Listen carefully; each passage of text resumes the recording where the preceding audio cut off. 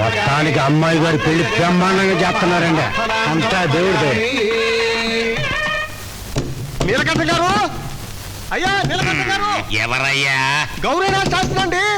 వస్తున్నా. ఏమిటయ్యా? అయ్యా ఆ పురచేతి రావా ఏం చేస్తున్నాడో తెలుసా? నీకు తెలియకుండా వాళ్ళ అమ్మాయి పెళ్లి గుట్టుగా చేసేస్తున్నాడండి. బాబు ఈ మంగళసూత్రధారణ కానివ్వండి. ఓం మాంగళ్యం తంతునా. ఆపండి పెళ్లి.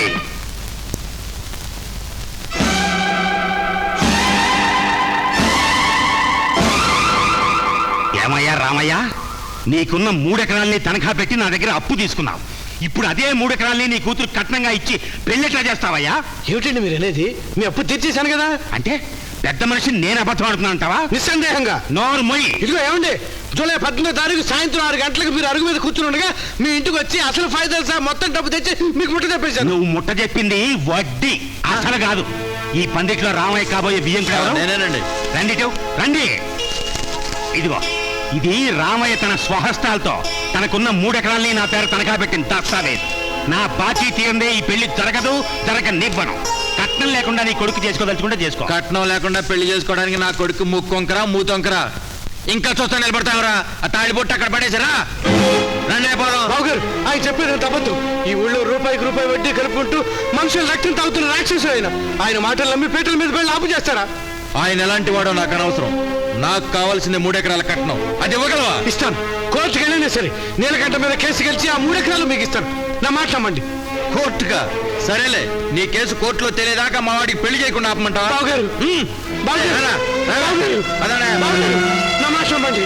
బావగారు బావగారు బావగారు.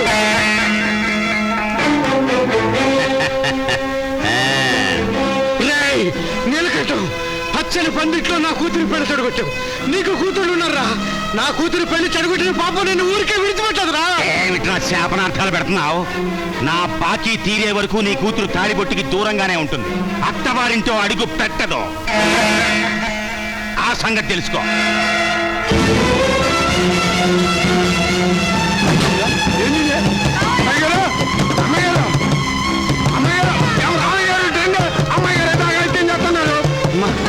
సరస్వతి, సరస్వతి, అమ్మా నీ పెళ్లి నేను జరిపిస్తానమ్మా. అమ్మా తలుపుది, తలుపుది. అమ్మగారు, అమ్మగారు.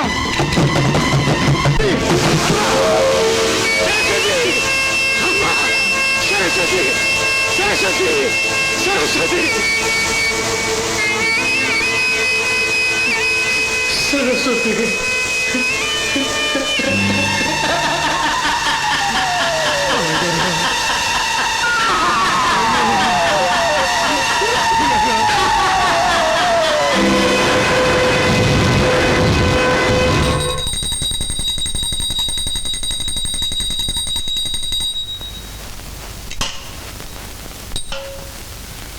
తల్లి ధనలక్ష్మి, ఆ రామయ్య కూతురు చావు కారణం నేను కాదు.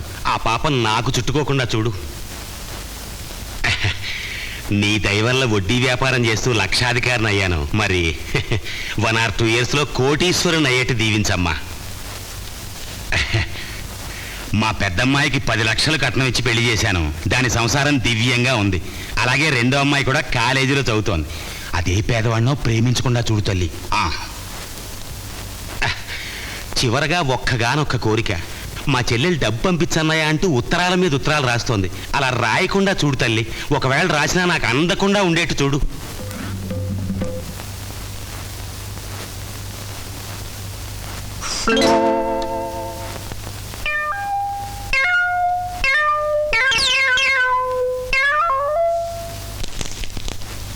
విశ్వవిఖ్యాత నట సార్వభౌమ నందమూరి తారక రామ సాత్విక ఆహారీయ ఆంగిక అభినయాలలో నీ అడుగుతాడల్లో నడిచేలా ఆశీర్వదించు. అన్నగారితో మాట్లాడుతుండగా డిస్టర్బ్ చేయొద్దని ఎన్నిసార్లు చెప్పాను రా? టిఫిన్ కొడిచ్చు. టిఫిన్ అమ్మెక్కడ?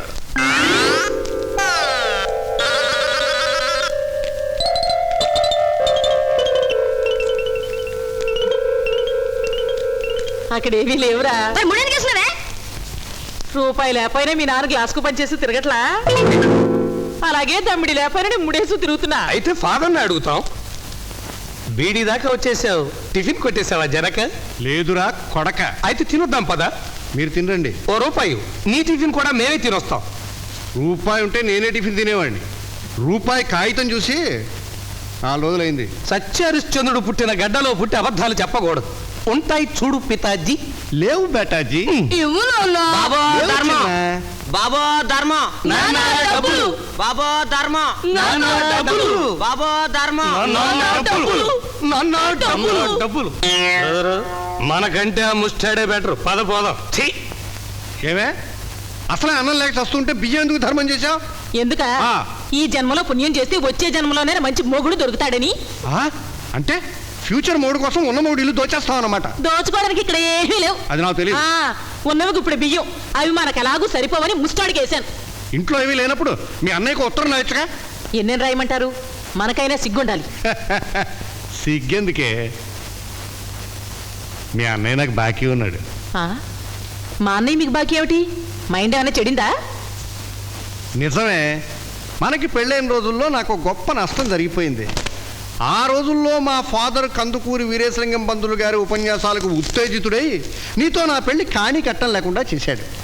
ఆ రోజుల్లో మా ఫాదరు ఆ ఉపన్యాసం వినుండకపోతే ఆ రోజుల్లో మీ అన్నయ్య నాకు ఓ 1000 రూపాయలు కట్నం ఇచ్చేవాడు.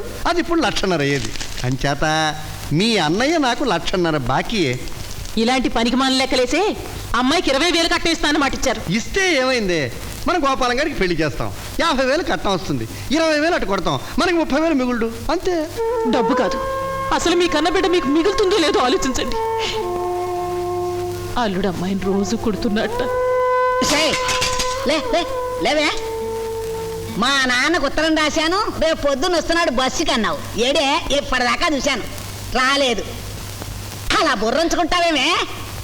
నీ అందాన్ని చూసి ఇంటికి కోడలుగా తెచ్చాననుకున్నావా? 20,000 కట్నం ఇస్తా అన్నాడు కదా, దాంతో నా పిచ్చి తల్లి పెళ్లి చేసుకుందామని ఆశపడ్డాను. ఏం చేయమంటారు అత్తయ్య? మీరు రాయమన్నట్టే ఉత్తరం రాశాను. ఉత్తరం రాస్తే మాకేంటి, రాయకపోతే మాకేంటి? మాకు కావాల్సిన 20,000. నువ్వు ఆడదానివి, పెళ్లి కావాల్సిన దానివి. రేపు ఇదే బాధ నువ్వు పడవలసి వచ్చినప్పుడు నా బాధ నీకు అర్థం అవుతుంది. నా కూతురు కూడా నీ బాధలు రావాలని కోరుకుంటున్నావటే. అమ్మో అమ్మో, చూడరా, ఇదేమన్నా తప్పేస్తోందిరా నాయనా. మొగరే నీకు పొగరా తానన్న కట్నం ఎగ్గొట్టుచ్చి మా వాళ్ళ మీద తిరగబడతా. నిన్ను మళ్ళీ మీ నాన్న ఉత్తరం రాయి. రేపట్లోగా డబ్బు తీసుకురాకపోతే నిన్ను పుట్టికి పంపిస్తానని రాయి. కుట్టు కుట్టు చంపు చంపరా చంపు కుట్టు.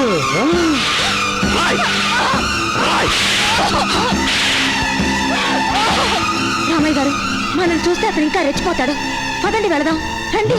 అడుగు దాన్ని చంపేసేట్టున్నాడు, చూసి వెళ్దాం. తప్పు, వచ్చేయండి. రండి.